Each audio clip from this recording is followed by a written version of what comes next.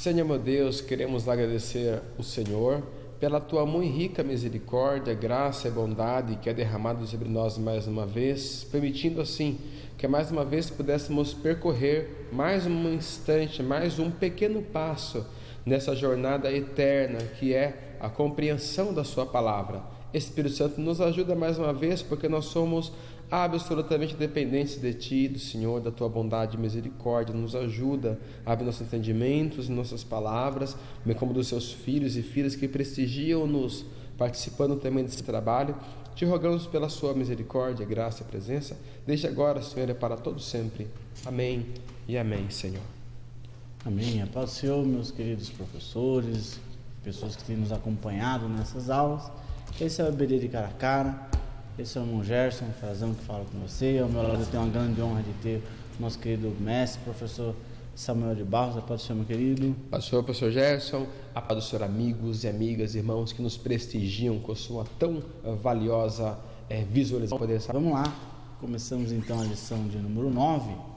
A corrupção dos últimos dias. Nosso texto áudio se encontra na segunda carta de Pedro, capítulo 2, versículo 12, que diz assim: mas estes, como animais irracionais, que seguem a natureza, feitos para serem presos e mortos, blasfemando do que não entendem, perecerão na sua corrupção. Verdade prática, o comentarista da lição nos traz o seguinte pensamento: o ensino da palavra de Deus, de modo cuidadoso, pode evitar que a corrupção domine os corações dos salvos. A gente vê aí uma lição maravilhosa, e vamos aprender sobre a corrupção dos últimos dias. E de fato o mundo jaz no maligno mesmo, e a luta da igreja é sempre fazer com aqueles jovens ali no exílio da Babilônia, onde nós vimos algumas lições anteriores, Ananias, Misaías, Azarias e Daniel, né? Misael. Não vou deixar, tá? Perfeito. E não deixa também. Azarias, Misael. Azarias, Misael, Ananias e Daniel, né? Que mesmo longe da pátria, mesmo longe da sua casa, eles não se deixaram se contaminar pelo aquele sistema corrupto que havia na Babilônia. E a igreja, eu vejo isso, ela faz esse papel hoje, sempre indo na contramão do mundo, na contramão, enquanto o mundo está acostumado sonegação fiscal, corrupção desgeneralizada, a igreja não, ela tem que fazer como Jesus nos ensinou ali no livro de Mateus, resplandecer a nossa luz diante dos homens, para que eles possam ver as boas obras que há em nós. E para isso fomos chamados, né, professor Samuel? Perfeito, é isso mesmo. Fomos chamados para brilhar nas trevas, né? Sermos luz, ser uma diferença mesmo, procurar ser como igreja. E quando falamos igreja, não estamos falando da Assembleia de Deus, né? Quando falamos de igreja aqui, nesse contexto nosso, nós estamos falando de um corpo espiritual, invisível, né? Grandioso de Jesus aqui na terra, né? O pastor Antônio Gilberto usa a expressão místico, e ele fala assim: estou usando o sentido correto da palavra místico, né? Quer dizer, um corpo invisível, espiritual de Jesus Cristo. É essa a igreja, né? A qual nós, sim, fazemos parte dela. Devemos trabalhar para não somos influenciados, né? Estamos no mundo, mas nós não pertencemos ao mundo, nós não andamos segundo os valores do mundo. E Jesus, ele se preocupou muito com isso, na oração dele, em que ele podia abrir um leque e nos fazer um grande favor, né? Nos arrancando de uma vez por todas do planeta. Ele falou assim: Pai, não peço ao Senhor para que os tires do mundo. Ou seja, ele quer a gente aqui mesmo, inserido nessa sociedade, desfrutando dela, enquanto ela nos promove alguma coisa que não denigre a nossa fé, não é mesmo? Como Ananias, Misael e Azarias lá estavam, interagindo diretamente com o rei, servindo, trabalhando, recebendo, tendo uma boa vida no sentido socialmente falando, claro que longe da pátria deles, mas assim, no contexto social, Eles estavam desfrutando de tudo que a Babilônia oferecia para eles, mas em nenhum momento que eles faziam deste desfrutar ali alguma coisa que denegrisse ou diminuísse a espiritualidade deles. Mesmo quando a ordem veio, que era para adorar ao rei, assim, essa ordem nós não vamos obedecer, não é mesmo? Essa lei que o Senhor colocou, ela interfere nos nossos valores. Bem assim também a igreja que está aqui. Obedece ali, vai lá, cumpre seu papel social, votar, não é mesmo? Seu papel social de votar, participar, protestar, não tem problema não é pecado, discordar do governo, não tem problema não. Protestar, isso é um exercício de cidadão, né? Um posicionamento político, não tem problema não. Isso é posicionar-se com os valores, né, cristãos que nós temos. Quando aparece uma lei que vai de encontro e não é ao encontro, se fosse ao encontro era a favor, mas ela vem de encontro, ela vem confrontando com aquilo que a palavra de Deus nos assegura, é a hora da gente levantar, né, falar opas, né, como eles dizem, alguma coisa é hora de se impor, é aí que nós devemos sim fazer, e não participar, claro, como algumas igrejas têm feito assim, quando aparece algumas figuras evangélicas desfrutando de certos benefícios políticos, né, propinas e tanta coisa assim, denegrindo o nome da igreja, enfim, mas é um indivíduo, o corpo de Cristo invisível, ele continua imaculado, né, perfeito, só aguardando a volta de Jesus Cristo. Maravilha. Então vamos entrar aqui então já no nosso primeiro bloco da lição, os tempos trabalhosos, e nós vamos ver aqui que são tempos, né, de grande labuta, de grande labor, de grandes trabalhos. E o que o apóstolo aqui está nos ensinando, professor Samuel, acerca dessa lição, desse primeiro bloco? Nesse instante, o comentarista coloca para nós, nesses últimos dias, que ele menciona aqui um ataque gnóstico sobre a igreja. O que seria um ataque gnóstico? Vamos lembrar o que é gnóstico, não é mesmo? Gnósticos, né, lá no seu grego, na sua etimologia, remete para algo ou alguém que é capaz de conhecer. O conhecimento em si, né? O gnosticismo, eles pregam essa ideologia, enfim. O gnosticismo, então, na nossa língua portuguesa, né? O gnosticismo, né? O gnóstico é aquele que segue as doutrinas do gnosticismo, né? Enfim, esse é o gnóstico, né? E o que é o gnosticismo? É um conjunto de ideias, de pensamentos, de várias coisas assim, filosofias, não é mesmo? Que contradizem de alguma forma a palavra de Deus, é o que nós temos colocado aqui. Pessoas assim, esclarecidas, estudadas, conceituadas, pós-graduadas, doutores, honores em causa, em tantas coisas assim, que de repente vem com uma ideia estranha, não é mesmo? Não, porque a criança, ela cresce e o que define ela ser homem ou ela ser mulher é uma pressão social.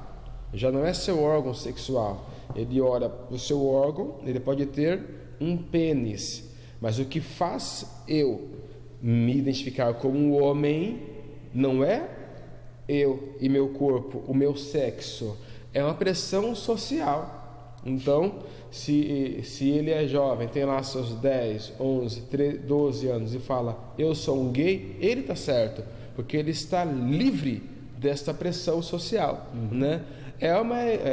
A ideologia dos gêneros que vem chegando por aí, não mais assim, não mais subliminarmente, mas bem descaradamente, não é mesmo?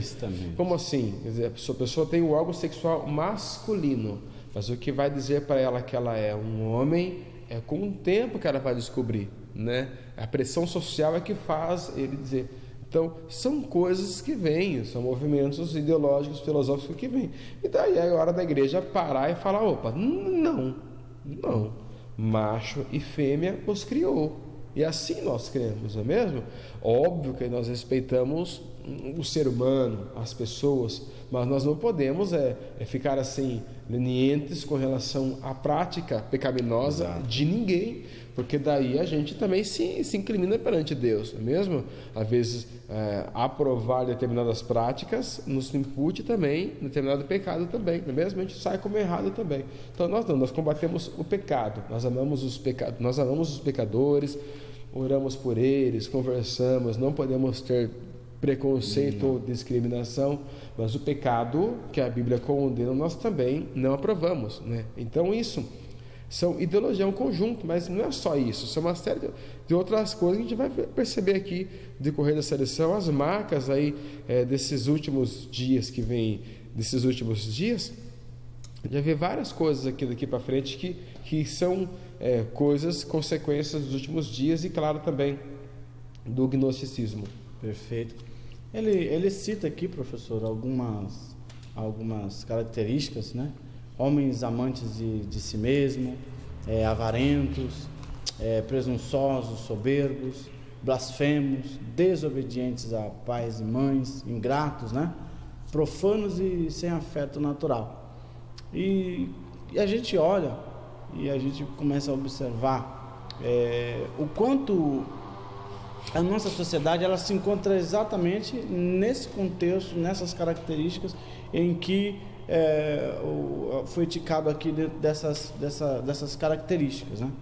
E o cuidado que a igreja tem, que está dentro do pensamento do comentarista da lição, que se nós não tomarmos um cuidado, esse sentimento, essas características combatidas pelo apóstolo, ele acaba tomando conta até mesmo dentro do nosso convívio.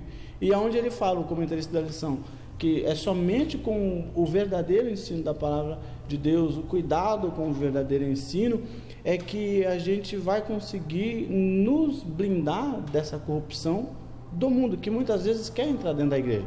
Por exemplo, nós vemos ver aí algumas pregações egocêntricas que tornam as pessoas o quê? Amantes de si mesmo, e não amante do Evangelho de Jesus Cristo, porque aquele que quiser vir após mim, Jesus Cristo falou, pega a sua cruz, nega a si mesmo e siga-me. Então o eu fica, quando a gente vem para Jesus, o eu ele fica de lado, já não vivo, mas eu já estou crucificado com Cristo. Então a gente percebe que é só com o verdadeiro ensino mesmo da palavra que a gente vai conseguir nos blindar dessa corrupção. Sim, e a gente vê como a igreja não é um lugar de pessoas perfeitas, a igreja local, ela recebe em seu bojo diversos tipos de pessoas, é claro que virá a se agregar a ela pessoas das mais diversas filosofias ou comportamentos de vida. Então acaba agregando a ela diversos tipos de situações e acaba sendo também, de certa forma, influenciado então por essas características dos últimos dias. E quando ele fala de pessoas que são amantes de si mesmo, pessoas que se preocupam com elas mesmas, se ocupam com elas, né? Não se preocupam com o próximo, não, é sempre com elas. Nasce um narcisismo, não é mesmo? Lembra lá da Torre de Babel? Você se preocupa com sua própria fama, com sua história, com sua... começam a dar uma importância exagerada a elas mesmas, não é mesmo? Então, amantes de si mesmo, o apóstolo Paulo menciona isso, e na Bíblia nós temos uma situação lá na Torre de Babel, em Gênesis 11, quando o povo começou a querer construir aquela torre, e eles falaram, olha que interessante, eles falaram assim, eles disseram, versículo 4 e 5, Eia, edifiquemos nós uma cidade e uma torre cujo cume toque nos céus, e façamos-nos um nome. Então eles queriam entrar para a história, forçar uma entrada assim, triunfante, exagerada para a história. No fim, acabou que o grande feito virou sinônimo de confusão, não é mesmo? Esses homens aqui que a gente está estudando aqui, os apóstolos de Cristo, você fosse perguntar para qualquer um deles, você sabe que você está fazendo história com esse rascunho que está na sua mão aí agora? Eles não tinham nem ideia, irmão, eles não tinham nem ideia que aquilo que eles estavam fazendo ali entraria para a história, não é mesmo? Lucas, sabe que esse livro que você está escrevendo aí, Lucas e Atos, vão compor uma obra literária que no futuro, nos próximos 2000 anos, vão ler, vão comentar nos 4 cantos do mundo. Ele ia falar, não sei, nem estou ligando para isso, né? Então, eles não estavam preocupados com essa, eles estavam simplesmente trabalhando para Deus, sendo atuantes na obra de Deus, não estavam preocupados se isso ia cristalizar o nome ou a história deles perante a sociedade ou não. Isso não era mais importante? Não era, né? Mais importante. Hoje a gente dá muita importância para isso. Você vê? A gente começa a cantar, começa a fazer alguma coisa para Deus, ou pregar ou cantar, às vezes está lá, prega 3 vezes por mês, aí já monta uma página lá, assessoria do fulano. Assessoria, já acha uma cocada, a última cocada, um negócio, o rei da cocada preta, como diz o outro.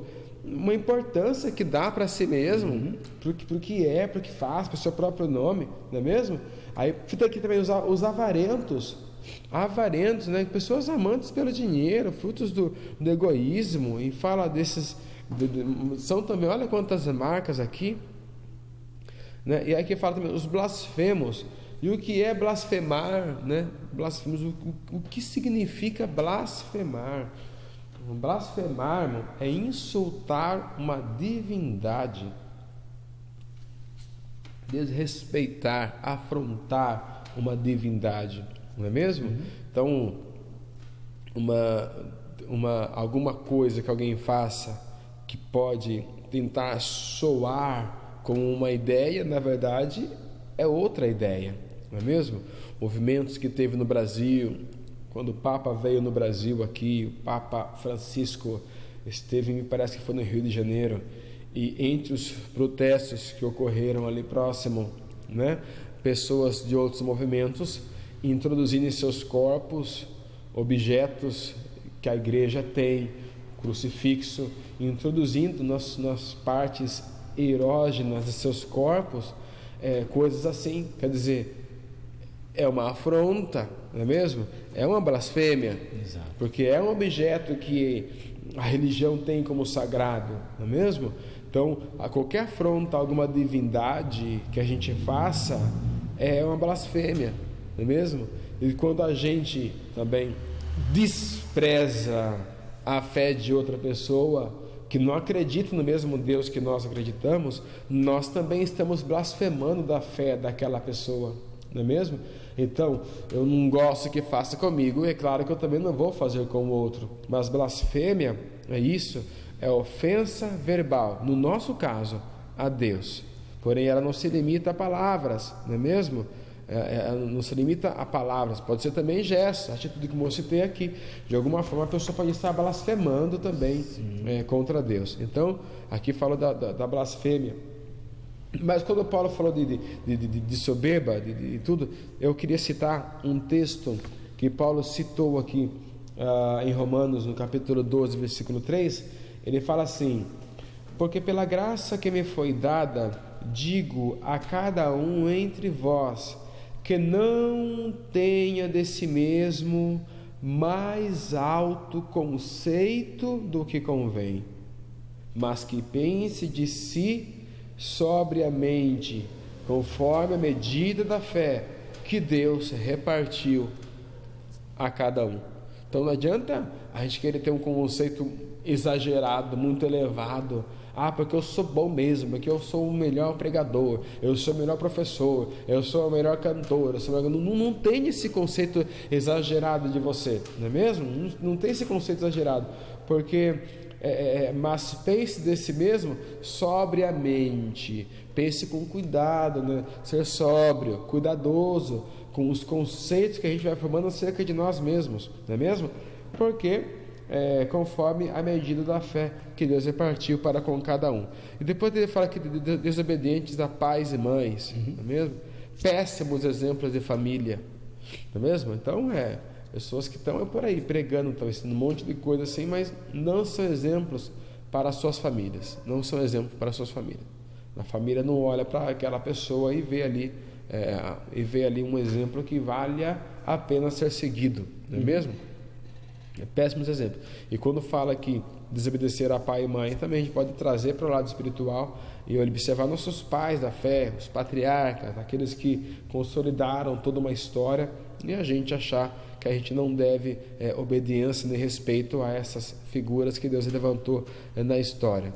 Fica aqui, profanos sem afeto natural, né? Homens que não sabem amar. Olha isso. É muito complicado essas características, porque ele vem como uma avalanche, né? Destruindo o ser inteiro da pessoa e até mesmo quem está de volta, quem está ao lado. Imagine, homens que não sabem amar, vai perdendo capacidade de amar, nem sabe o que é amar, né? Eu gosto de falar sobre amor. Quando eu estou falando para casais ou jovens, quando eu falo de amor, eu já vou explicando que tem os tipos de amor, né, diferente. O amor de amigo, né, que é o filéu. O amor entre parentes, que é o amor storge, né? O amor entre os casais enamorados, que é o eros. O amor ágape, que é o amor de Deus, não é mesmo? Então, são tipos de amor diferente que existe. Então a gente tem que entender o que é amor e o que é amar, e aprender a amar, né? E de que forma amar também. Não é mesmo? Então, são homens profanos sem afeto natural. Essas aqui são algumas das consequências das marcas dos tempos trabalhosos que a gente pode ver que a igreja vai passando. E por último, olha aí, irreconciliáveis e caluniadores, né? Quer dizer, o que é uma pessoa irreconciliável? É uma pessoa que está determinada a ser o que ela é. Mas não perca seu tempo, meu irmão. Você pode... Não são pessoas do tipo que você vai conversar com elas, elas vão voltar a concordar com você, não, eles são pessoas irreconciliáveis, não é mesmo? Caluniadores. Síndrome de Gabriel, eu nasci assim e vou morrer assim. Não estão incontinentes, cruéis, eles estão determinados a ser assim mesmo, é isso que eles são. Você nunca vai conseguir mudar essa essência deles. É igual aquela história muito conhecida, mas eu estou apenas ilustrando melhor, da natureza, né? Daquele escorpião que queria atravessar um rio, não sei se foi com um pato ou algum bichinho assim, que ele queria atravessar, né? Essa analogia. Então o escorpião fede: você não pode me levar para atravessar, eu tenho que ir para o outro lado lá. Aí aquela ave, né, aquele pato que ia nadar ali, fala assim, não sei se era um pato, mas a história não vai mudar o sentido. Ele fala assim: não, eu não posso levar você, porque você tem um ferrão aí, e você pica, você penetra com a sua cauda os animais, e eles morrem, eu não posso te ajudar. O escorpião falou assim: viu, pense um pouco, por que eu vou fazer o mal para você, sendo que você está me levando para você está me ajudando, você está me levando para atravessar um rio, e eu vou, como que eu vou fazer o mal para você se você está me ajudando? Aí aquele bicho pensou: bom, você tem razão, realmente, se você fizer o mal para mim, você vai acabar se prejudicando também, porque estamos, claro, você acha que eu vou fazer mal para você? E no fim aquele pato resolve levar aquele escorpião para o outro lado, no meio do caminho, no meio daquele rio, bem no meio. O escorpião foi e deu uma picada naquele pato, e o pato ficou indignado e falou assim: por que você fez isso, sendo que você falou que a gente ia, que você atravessar? Aí o escorpião falou assim: me desculpe, eu não posso mudar isso, é a minha natureza. Pronto, vai você. Já foi lá, já puxou o tapete de pastor, já esculachou líder, já levantou contra ministério, já difamou um monte de gente, já brigou com pai, brigou com mãe, vai ter piedade de você? Pense um pouco. Irreconciliáveis. É o joio misturado no meio do trigo. Você pode trazer o Max Geringer para negociar com ele, conversar. Não adianta. Falamos aqui de pessoas assim que nesses últimos tempos trabalhosos, irreconciliáveis, irmãos. Eles estão completamente conscientes de que eles estão corretos em tudo que eles fazem. Não adianta. E se você for querer explicar, ele vai dizer que você que está errado. Não é mesmo? Então, é simplesmente, cara, incontinente. Nunca estão dispostos a perdoar e se reconciliarem. Cometem o crime de calúnia. Nas igrejas, esse crime é ignorado. E é, olha, raramente, né? A gente pune um caluniador, pune um adúltero, pune um jovem que tenha caído na fornicação, pune uma pessoa que, sei lá, briga, fala um palavrão ou esquenta. Mas um caluniador é difícil alguém punir. E merecia punição. Um mentiroso, né? Não tem disciplina para o mentiroso. O caluniador é o difamador e é cruel a sua consequência. Sim. Não é mesmo? Você pensa que o que você dá para construir uma amizade, né? Uma amizade que você constrói com uma pessoa. Tem algo mais difícil de você construir do que uma amizade, não é mesmo? Um amigo é tudo para nós. A Bíblia nos incentiva a ter amigos. O homem que tem muitos amigos, ele pode se alegrar. A Bíblia diz isso. Já não vos chamei de servo, vos chamei de amigo. Abraão é chamado de amigo de Deus. E a Bíblia fala em Tiago assim: sejais amigos de Deus, incentiva. Então, olha o poder que tem a amizade, o ser amigo de alguém. Eu tenho amigos meus que, professor Gerson, não troco por nada, sabe? Até quando eles falam alguma coisa, a gente não expõe assim publicamente a sua fraqueza. A gente vai no particular, conversa, explica e tal. Mas a Bíblia fala assim que o caluniador, quando ele entra em ação, diz a Bíblia em Provérbio, ele tem o poder de destruir e de separar os maiores amigos. Não é mesmo? Então, olha que terrível, que venenoso que é o desastre que é as palavras de uma pessoa assim, né? A ponto de separar amigos, separam lares, não é mesmo? Não é mesmo? Então, a gente não pode abrir espaço. Casados, não abra espaço para ninguém, não é mesmo?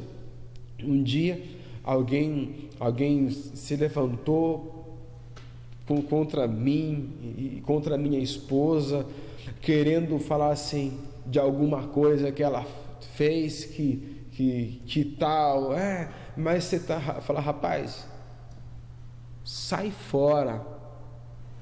Entre minha esposa e você, eu confio na minha esposa. Não me venha com conversa.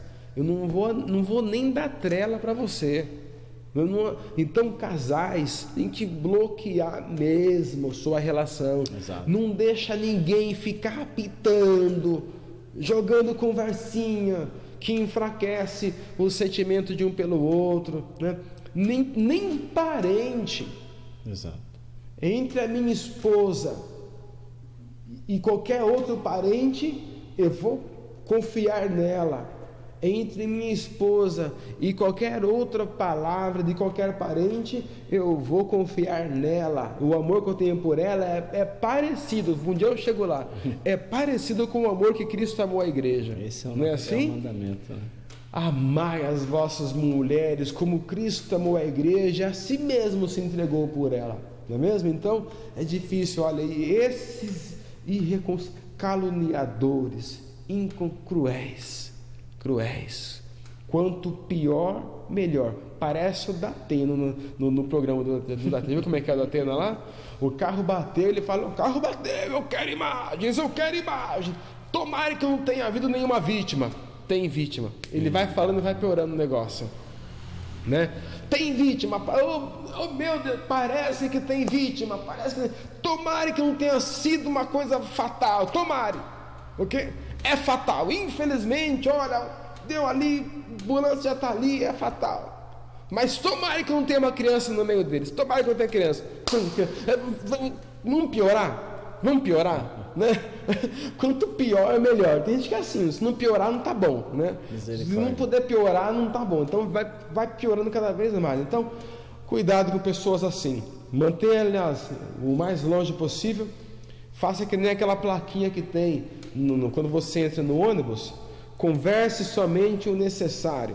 Você entra ali, está ali aquela placa com o motorista. Não fale com o motorista.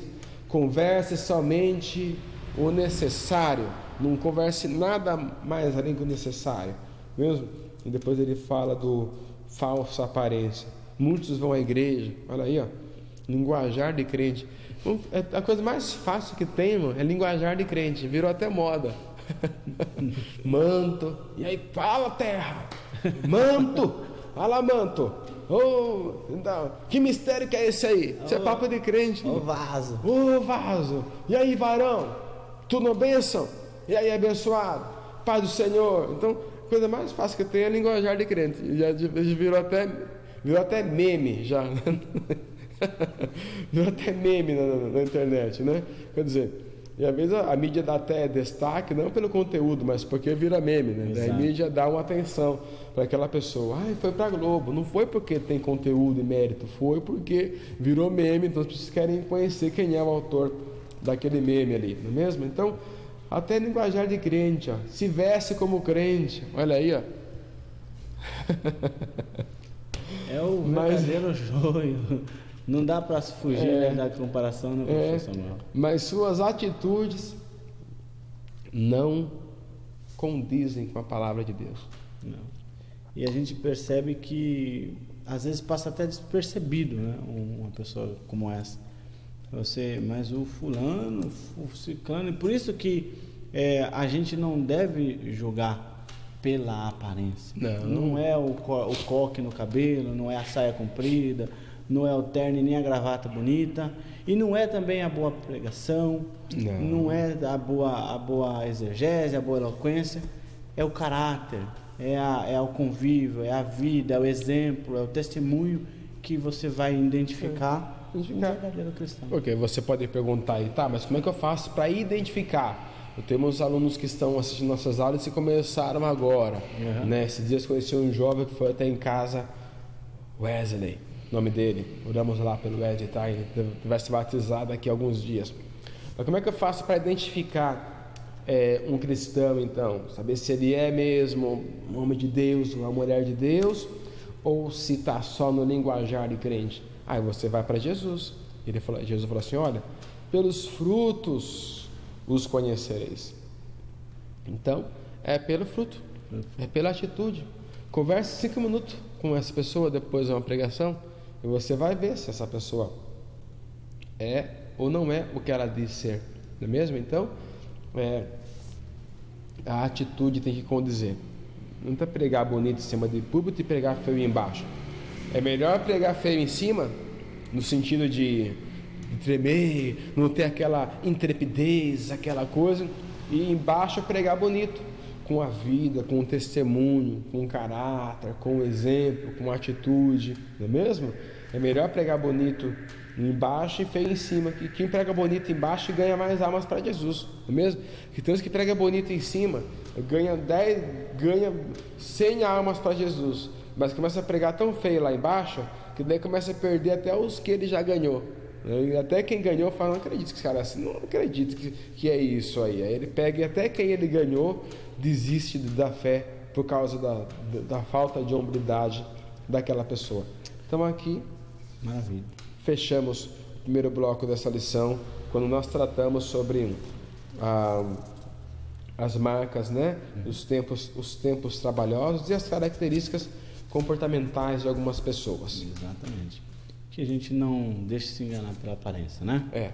Vamos lá, o segundo bloco então. Paulo, um exemplo de obreiro em tempos difíceis. E aí a gente vê, professor Samuel, o esforço de alguns ensinadores, entre aspas, ou pregadores, em difamar a imagem do apóstolo. É lógico que louvor, honra, glória é somente a Deus, a Jesus Cristo, o Filho dele, que é digno de toda a honra, de toda a glória.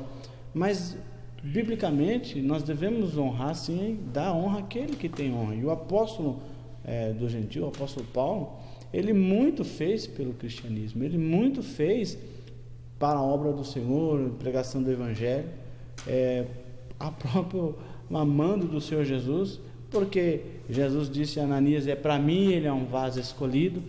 E Sim. a gente vê um esforço de muitos aí tentando difamar a imagem do apóstolo. E o apóstolo, ele foi um exemplo de obreiro, até mesmo dentro de momentos difíceis, momentos como esse que vivemos, de corrupção, tempos trabalhosos. O apóstolo foi um exemplo para nós. E tem gente embalada, né? Que dorme nesse barulho aí, né? Fala, falou, é verdade, né? Porque a pessoa está com um livro, tem uma persuasão, né? Isso. Aí a pessoa se deixa levar. O pastor Paulo foi um obreiro exemplar, né? Exemplar.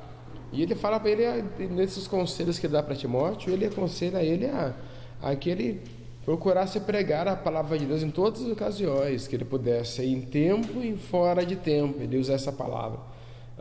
O tempo todo pudesse compartilhar, falar para as pessoas acerca de Jesus. Então esse foi um dos conselhos que ele deu para Timóteo. E claro, se ele aconselha isso, é porque ele pratica isso. Ele é assim, né? Dificilmente alguém vai ter uma conversa com esse homem de Deus e vai sair sem receber uma palavra de Deus. Mesmo você pode perceber isso em alguma das suas cartas, quando ele escreve. Os irmãos sabem que Paulo passou muito tempo preso, sempre para lá e para cá. Lísias, que era um dos centuriões que levavam ele ali depois de Atos 20 e poucos ali, 19 para frente, os irmãos vão perceber que Paulo estava sempre com algum soldado a ele, manietado, às vezes preso, às vezes em prisão domiciliar, mas enfim, ele está sempre com algum soldado perto dele. E não é difícil, você vai encontrar algumas cartas que ele escreve e ele manda saudações para as pessoas. Ele chega e fala assim: saudai também os da casa de César.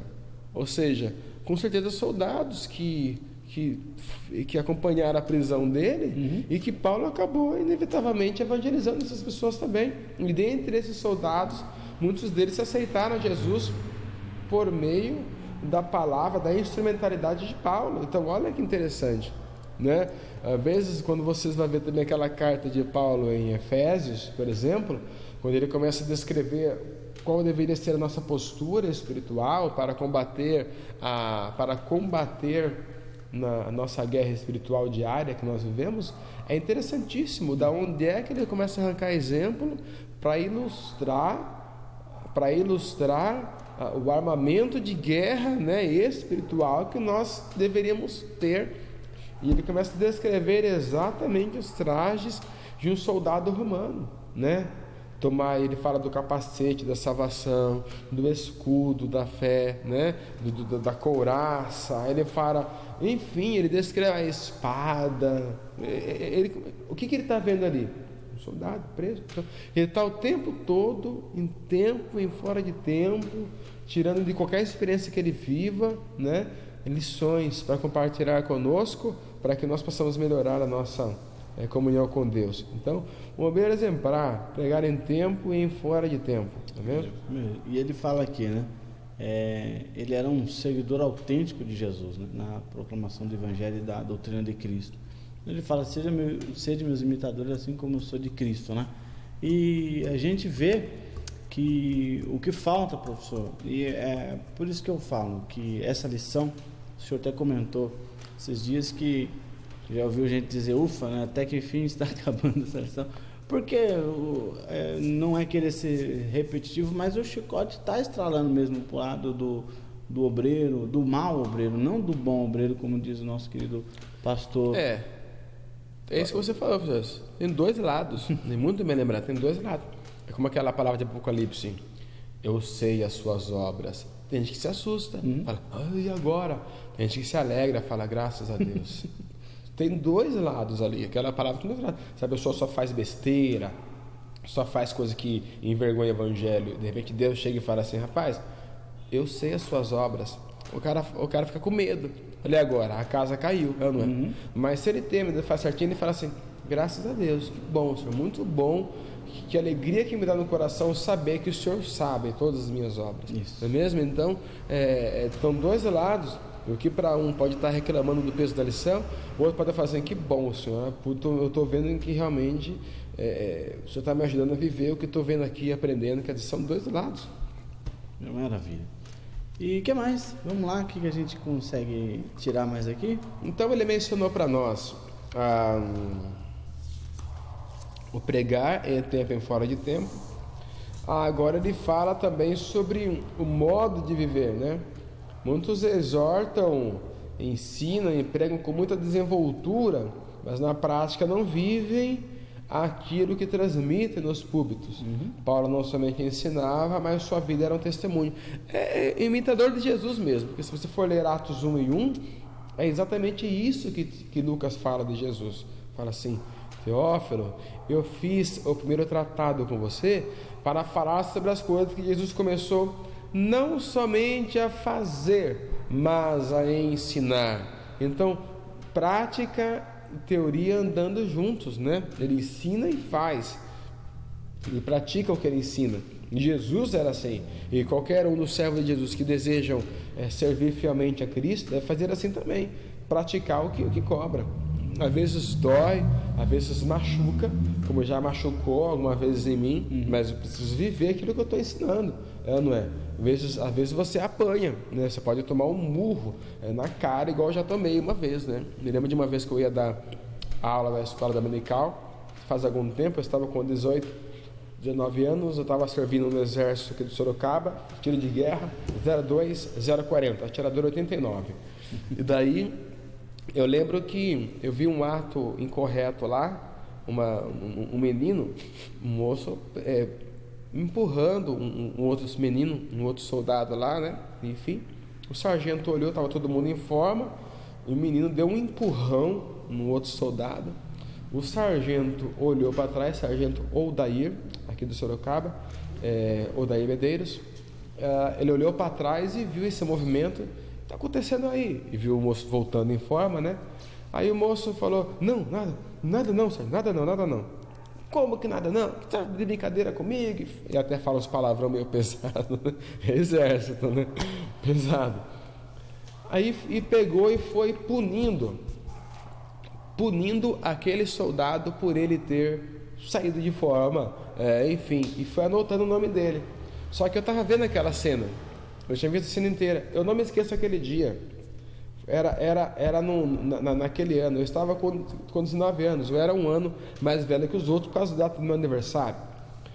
A aula que eu daria no domingo de manhã, que eu dou aula desde os 17 anos na escola dominical, a aula que eu daria de manhã falava exatamente isso: bem-aventurado aqueles que têm fome e sede de justiça. Eita, gente. Eu falava: meu Deus, como que o senhor vai fazer isso comigo agora? Eu vou ter que ver essa cena injusta, eu vou ver o sargento punindo um outro soldado, eu vou folgar com isso, vou concordar com isso e vou dar uma aula domingo, dizer para eles que é bem-aventurado aqueles que têm fome e sede de justiça. Porque eu estava pensando na lição fazia uma semana já. Fiz o que tinha que ser feito. Com licença, sargento, atirador 89, Samuel, permissão para falar. O sargento olhou para trás e falou assim: pois não, pode falar. O senhor está cometendo uma injustiça aqui. Como assim? Como assim? O senhor está punindo a pessoa errada, porque o fulano empurrou o ciclano. O senhor está punindo a pessoa errada.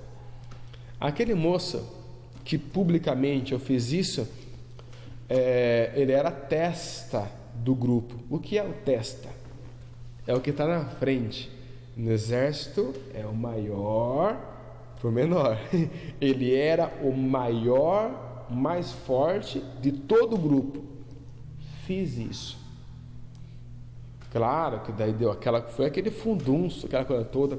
Apanhei, não revidei, tomei um murraço mesmo aquele dia no exército, mas dei a minha aula de manhã na escola dominical com a consciência tranquila perante Deus, sabe? Custou aquela aula, mas eu fui tranquilo. Eu me senti um hipócrita chegar para uma sala de aula ou subir num púlpito e mandar fazer uma coisa que eu não faço. Ame o próximo, e eu odeio. Ame, honra sua mãe e seu pai. E eu briguei em casa com a minha mãe e com meu pai. Maridos, amai as vossas mulheres. E a minha está lá, roxa, em casa, de surra, que eu bati nela. Hipócrita, mentiroso, sabe? Então, custa caro, mas precisamos praticar o que a gente ensina. É facinho falar, moleza. A parte mais fácil da pregação é a parte que você pega o microfone e cobre. A parte mais fácil da pregação. A parte mais difícil é aquela que você larga o microfone e fala assim: agora é minha vez, eu vou ter que fazer o que eu acabei de ensinar aqui, ou já fiz, eu devo continuar fazendo o que eu já fiz até aqui, não é mesmo? Então, não é brincadeira não, mas precisamos fazer isso. O líder precisa cultivar esse dom, especialmente o amor. E aí vamos para o bloco 3, senão é muita coisa, né, para comentar. Maravilha. E o bom é que a palavra de Deus, ela é um espelho, né? É um espelho. Mostra como estamos. Exatamente. Se está manchadinho, os cabelos estão para cima, né? Se está aquela babinha correndo pelo lado, o espelho mostra certinho. E é difícil. A pessoa que não tiver a mente cauterizada, ela vai olhar para o espelho e vai dizer: realmente, está faltando um ajuste que eu preciso arrumar. Agora, se a mente já estiver cauterizada, passa por cima disso aqui e aí é complicado. O ensino da palavra de Deus em tempos difíceis. E aí está aí, esses tempos que nós estamos vivendo. Difícil de pregar o evangelho, não pela opressão, não pela oposição, mas porque parece que realmente a mente do povo está cauterizada e está começando a entrar num ritmo aí, tipo assim, virou bagunça mesmo, deixa como está. E não, nós como igreja, como luz diante desse mundo, precisamos fazer com que a nossa luz brilhe diante desse mundo, para que o mundo possa ver as boas obras que é em nós. E Jesus, ele disse assim, né? Não fosse vós que escolheste a mim, mas eu escolhi a vós e vos nomeei, para que ides e vás e deis frutos, e o vosso fruto permaneça. A palavra de Deus, ela é maravilhosa, né?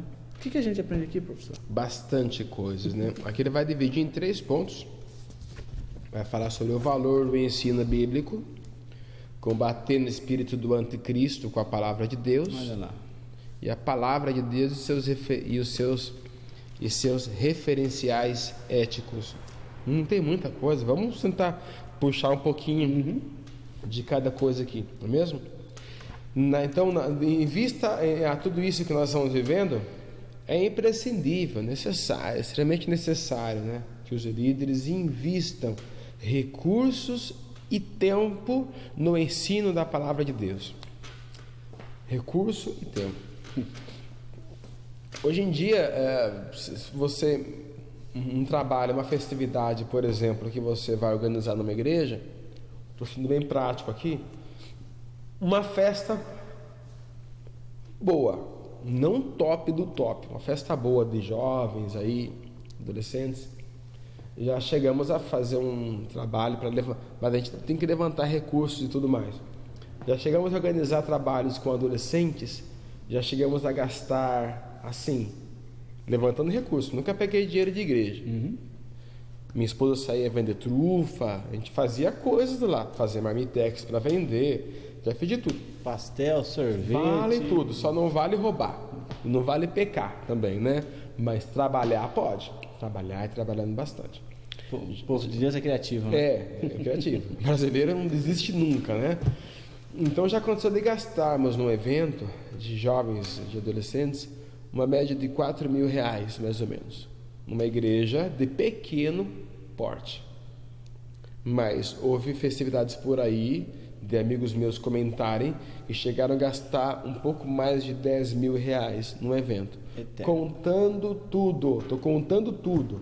Desde a presilha do cabelo da moça, para combinar com o uniforme que foi escolhido, ao que cada uma pagou pelo uniforme, a sandália, o sapato, sei lá o que é, a gravata dos meninos. Se for contar tudo, quanto foi gasto ali, vai dar sempre um valor em cima disso. Pregador, cantor, tudo mais. Dessas igrejas gastam todo esse dinheiro numa festa, pega o dinheiro, coloca a vez do pregador que convidou o cantor, dá para ele. É só a gente que faz festa e dá o presente para o convidado. É estranho, mas isso é comum, não é mesmo? Quem ganha o presente não é o aniversariante, é o convidado, né? Então eu nunca vi isso. Se o aniversário é meu, assim, dá presente para mim, né? Então a gente fazia enfim. Aí gasta tudo isso, aí você vai ver como é que é a escola dominical daquela igreja, aquela lousa quebrada, não é? Vem a lousa, já vem 2 irmãos com 2 tijolos atrás para segurar ali. Aí um pega o giz, quebra no meio, para outra pessoa poder usar lá. Aquela miséria, aquele espírito mesmo, sabe, de miséria na escola dominical, né? Espírito de porco. Dá até tudo mal feito, da pior qualidade, mas vem festa, aí aparece dinheiro, aparece tudo. E a festa vai durar quantos dias? 3 dias. A escola dominical vai durar o ano inteiro. E qualquer evento que acontece sacrifica o trabalho da escola dominical. Qualquer outro ensaio não pode, qualquer outro trabalho não pode sacrificar, mas a escola dominical muda de horário, tem que é complicado. Então, irmãos, investir recurso e tempo. Não pode arrancar a escola dominical. Não posso cancelar esse trabalho. Não posso deixar de investir nela, sabe? Investir mesmo. Propaganda, divulgação, exposição. Chama o professor para vir, convida alguém para vir, motivar. Não pode poupar, não, né? Investir mesmo ali na escola dominical. Então, no ensino, enfim. Aí fala, combatendo o espírito do anticristo, né? Combater segundo a palavra de Deus. E que espírito dele? Vai bater em duas coisas aqui, que é o relativismo e as leis infames, não é mesmo? Então, tem que tomar cuidado. A lição fala aqui, olha, o relativismo moral domina o pensamento na atualidade. Em nome de um falso pluralismo e do respeito às diferenças, o diabo vem convencendo as pessoas de que nada é errado, tudo é relativo. Nada é errado, tudo é relativo. Não é mesmo? Então, é um sentimento relativista. Não é mesmo? Não podemos ter constrangimento de dizer, não concordo com essa prática. Não tem importância. Eu tenho conhecidos meus, professor Gerson, que são homossexuais. E eu converso normal com eles. Mas eles sabem qual é a minha opinião sobre isso. Converso, respeito a pessoa deles, mas eles sabem qual é a minha opinião. Eu não concordo com a prática também, entendeu? Porque a palavra de Deus também não concorda. E nós procuramos viver segundo a palavra de Deus, não é mesmo? Leis infames. Então, a igreja tem que combater esse espírito do anticristo através da palavra de Deus, com a palavra de Deus. E por último, ele cita aqui a palavra de Deus e seus referenciais éticos, não é mesmo?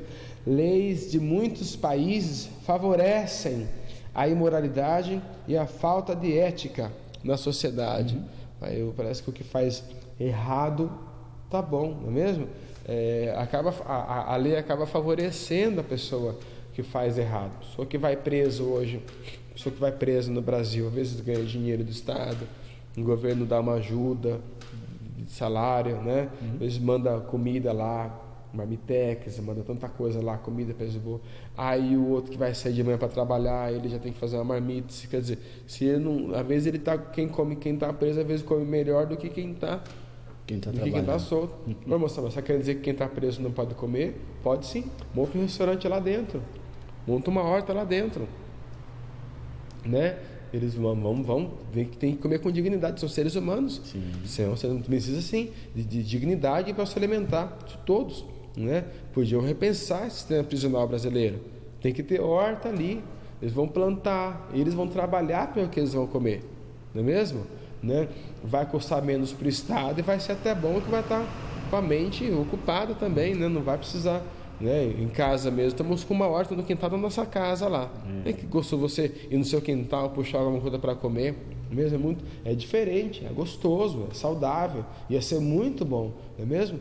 Mas você vê que muitas vezes a lei, ela cria a lei favorece a imoralidade e a falta de ética na sociedade, acaba incentivando que quem está preso ou quem faz coisas erradas e tal, acaba tendo mais regalias do que uma pessoa que rouba dinheiro, esconde dinheiro na cueca, desvia dinheiro no governo, é recebido como herói herói e tal, enfim, herói brasileiro, né? Aí vê o cara fez, roubou, pintou, bordou, quer dizer, a lei acaba favorecendo a imoralidade, e aqueles que fazem as coisas corretas, as coisas boas, nunca tem uma recompensa nem nada. Você dirige o seu carro na rua aí, se você passar a 5 quilômetros a mais da velocidade permitida, você vai tomar uma multa, né? Ou 2 você toma uma multa. Mas se você dirigir o ano inteiro certinho, não vai vir um desconto no seu IPVA, Ana. Não, parabéns, você vai pagar metade do seu IPVA porque você está habilitado há 5 anos, nunca tomou uma multa, não tem nada seu aqui. Então o seu IPVA, você vai ter um desconto no seu imposto. Quer dizer, a lei está ali para quê? Para punir mesmo, né? Se você fazer errado, você é punido. Se você fizer certo, não fez mais do que sua obrigação enquanto sociedade, não é mesmo? Mas a lei é assim em vários países, e no Brasil não poderia ser diferente. Mas tudo isso a gente tem que observar a palavra de Deus e os valores, né, que ela põe e coloca. Temos que procurar viver a palavra de Deus e compartilhar os valores que ela coloca perante a sociedade, para que a diferença seja de fato manifesta, e assim eles possam ver também a diferença entre o justo e o ímpio, entre o que serve a Deus e aquele que não serve. Perfeito.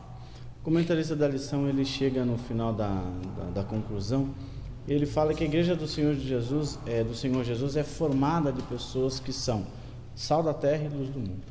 Portanto, sejamos exemplo para essa sociedade pós-moderna. Que nós, através dessa lição, se por algum momento, algum motivo, deixou-se perder aquela essência de que o crente, ele é luz, o crente, ele é o sal. E por que, professor Samuel, parece que essa característica, essa essência, parece que andou se perdendo um pouco?